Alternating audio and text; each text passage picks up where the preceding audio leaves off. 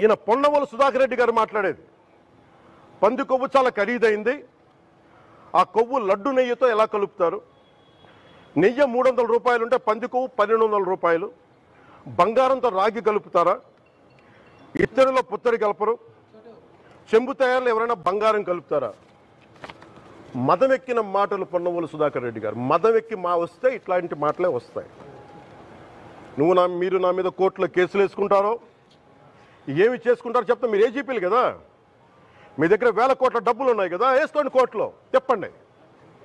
సనాతన ధర్మానికి నోటికొచ్చినట్టు మాట్లాడితే మిమ్మల్ని అందరినీ రోడ్ల మీదకి లాగుతాం, గుర్తుపెట్టుకోండి.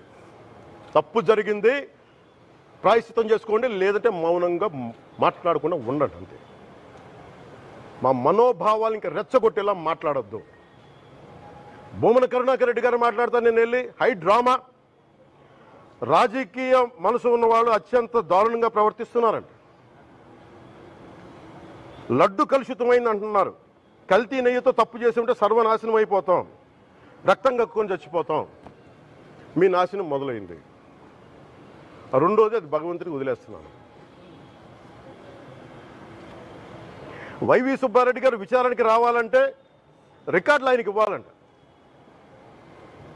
మీరు ప్రభుత్వంలో రికార్డులు మాకు ఇచ్చారా? మాకు ఏం మాట్లాడుతున్నారు మీరు? మీరు కూడా విచారణకు సిద్ధంగా అండి. అసలు ఈవో ధర్మారెడ్డి గారు, ఆ మనిషి గాయబ్, ఈరోజు దాకా లేడు ఆయన. ఈరోజు దాకా మళ్ళీ కనిపించలా.